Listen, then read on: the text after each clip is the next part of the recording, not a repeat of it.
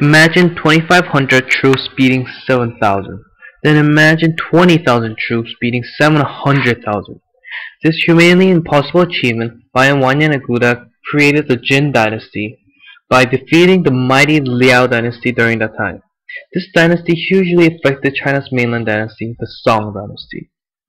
At times, they helped the Song defeat their enemies. But then, the Jurchen would crush the Song and conquer the northern part of Huai River, causing the Song dynasty to go south, cutting them off from the Silk Road and creating the Southern Song dynasty. While these mighty achievements by the Jurchens and the Jin dynasty seemed indomitable, it came to an end in 1234. The Mongols, led by Genghis Khan, the great emperor who ruled the most land in the history of the planet, defeated the Jin dynasty with their invincible troops and also crushed the Southern Song dynasty. The Jurchen history can be generally divided into two parts: the origin of the Jurchens and the Jin dynasty, and the relationships they had with the Song dynasty. Originally a barbarian group, the Jurchens lived in southern Manchuria under the control of the Liao dynasty. Although Manchuria was not suitable for growing crops, it was a huge advantage of animal husbandry, and the Jurchens were able to herd huge amount of horses, which would later be an immense factor in wars against the Song dynasty. Nevertheless, they were an inferior tribe ruled by the magnificent Liao dynasty and could not do anything about it. But suddenly, Wanyan Aguda and his father, Wanyan Helibo, rose. After uniting all of the Jurchen tribes, Wanyan Helibo died and his son, Wanyan Aguda, took place. A very brave and bold person, Aguda was the only one to refuse Liao Emperor Tianzhuodi's orders to dance, and hugely angered him. However, Aguda had plans of his own. After establishing spies to Liao, on September 1114, Aguda's 2,500 tribesmen defeated the strong 7,000 Liao troops at the Battle of Shuhedian. After the victory, Aguda proclaimed himself as the emperor of the Jin dynasty and also had diplomatic affairs with the Song dynasty. They created the Alliance on the Sea, and soon after that, in August 1115, his army captured the major city of Liao, Huanglongfu, with only 20,000 men, defeating 700,000 in the Battle of Hubudangang. From 1119 to 1122, Aguda captured all 5 of Liao's capitals.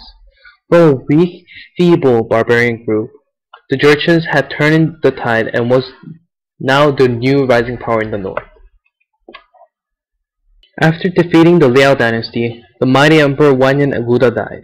Therefore, Song decided to break the alliance on the sea and started to attack the Jurchens by allying with the defeated Liao soldiers. However, their decision was completely wrong. The Jurchens advanced southward from their land and started to attack Song, and obviously, being military dominant, the Jurchens utterly destroyed Song. In addition, when the Song Chinese could not pay the extravagant indemnity on January 9, 1127, the Jurchens besieged Kaifeng and starved it to death. The Song emperors Qinzong and Huizong were captured and were held in hostage. The war continued for a decade until the Song armies regrouped and declared the Southern Song dynasty, where the Northern Song dynasty was the one that was destroyed by the Jurchens. The regrouped Song armies were able to prevent Jurchens from getting through the south of Yangtze River.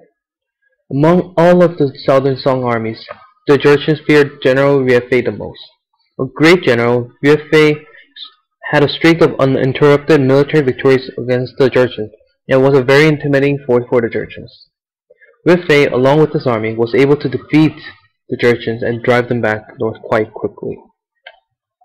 However, his military victory stopped as the Southern Song signed the Treaty of Shaoxing in 1141. The treaty stated that the Jurchens would control the northern part of Yangtze Valley, and the Southern Song would control the southern part of the Yangtze Valley. The Southern Song would be the tribute-paying vassal of the Jurchens, and a command to execute General Weifei was also stated.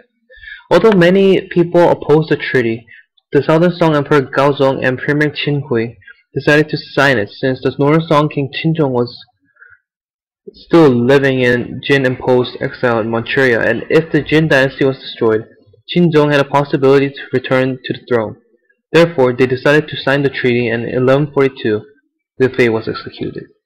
Although the Jurchens were the dominant force in the Chinese peninsula, an even more deadly force, the Mongols, started to rise. The Mongols, led by Genghis Khan, attacked the Jurchen territories in the north, and Stauder Song also attacked from the south. The Jurchens were crushed, and it was the end of the Jin dynasty.